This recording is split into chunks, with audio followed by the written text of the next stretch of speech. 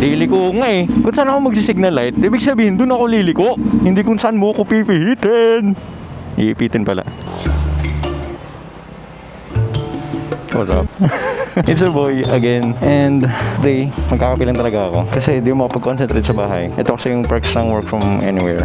Lang coffee shop para makapag-cloud chase. Yun talaga. So, along the way, tuturo ko sa inyo kung ano mga pwedeng upgrade sa motor nyo as a beginner. Yung mga, not exactly essential, pero I really recommend. So first of all, as a beginner, I think magiging prone talaga kayo sa semplang. No, not semplang. Pero nagiging prone kayo sa pagkatumba ng motor nyo. So I recommend ito,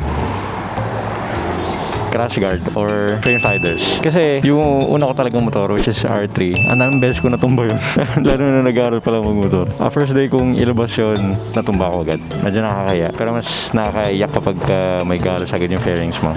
So also, pag nasemblang ka, less damage siya. Less damage yung ipapaayos mo. Especially kung naka-sports bike ka, diba? Kasi sobrang daming fairings nun. Pangalawa ko yung re-recommend is yung upgrade nyo ng pipe. Aside from performance, aside from ingay, aside from sa tunog nung motor, kaya ako siya re-recommend. Mas madali kasing mag-shifting kapag nag-shift ka by tunog. Kasi mas naririnig mo siya.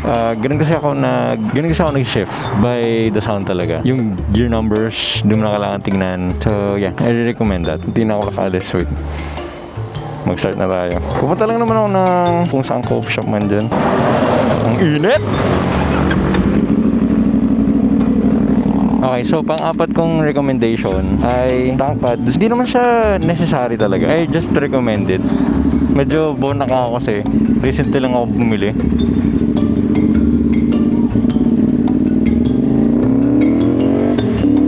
Mag-brake ka lang, mag-hard braking ka lang. I recommend it kasi pag nag-brake ka, dudulas ka sa tangke. Pero kapag naka-tank pad ka, mag-i-stay yung legs mo na nakakapit dun sa tank pad or dun sa tangke. So, yun yung i-recommend ko. Ang init sa Pilipinas, tapos magkakaroon pa ng bagyo. Kasi hindi ako aware kung hindi sasabihin yun. Ba't ka mag-u-turn sa ganito, man? Pangatlong recommendation siguro na maski ako hindi ko pa na bibili is yung rear set, yung tapakan. Kasi thank you! Kasi ako, ang riding style ko talaga or ang riding position ko, nakatingkayad ako sa foot brake. So medyo nakakangalay siya kasi maliit yung legs ko. Ito may Starbucks dito kasi hindi pa pala kumakain. Whoop!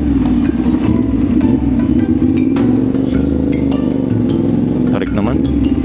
Ito na tayo magpabalik.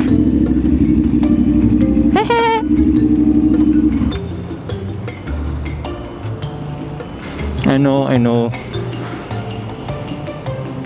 Sige. I know, medyo makapal yung mukha ko. Pero ang dami kasing nagsabi sa akin na mas okay daw mag-park sa cars la talaga. Kasi medyo delikado, baka pasanggi daw ng ibang motor. Dito. Ay, okay. 1 hour later. Ngayon, tapos na tayo kumain. Saan ba pumunta? Coffee shop. Ngayon, may mga subscribers na ako. Wow, subscribers na nagtataka or naghahanap pa ng tatakang ba't hindi ako baladalas mag-upload or mga naghahanap pa ng ibang videos. I try to make my videos kasi na informative talaga. Pero kung napapansin yung mga recent na videos ko, sobrang random lang para may edit lang ako. Medyo sobrang effort nung mga nauna kong video kung bakit. Kung anong experience ng big bike for a year, kung bakit ko binili tong NK. Yeah, so I'm trying to make it informative para mag-enjoy naman kayo at may matutunan kayo sa mga naging experience ko sa motor. So I'm grateful talaga kasi may mga comments akong nakikita ang ganun na ganda daw ng edit, ang ganda daw ng content. So I'm really inspired. So I'm gonna try my best para gumawa pa ng iba pang content. So thank you so much. Anyway, pupunta na tayong coffee shop. Wow! Siguro kapaset din ako ng ride this weekend sa Batangas. Gusto ko sa puntahan doon yung Lobo Lights, Lobo something light. Pero tinatansya ko pa kasi may bagyo, may super typhoon. Hindi naman siya tatama sa Pilipinas, hindi naman siya magla-landfall. Pero baka umata kasi siya ng habagat. So ayun. Liliko nga eh. Ito naman, singit na singit. Kung saan ako magsisignal light, ibig sabihin doon ako liliko. Hindi kung saan mo ako pipihitin. Iipitin pala. Yung signal light, ang ibig sabihin nun, kung saan ako pupunta, hindi kung saan mo ko iipitan!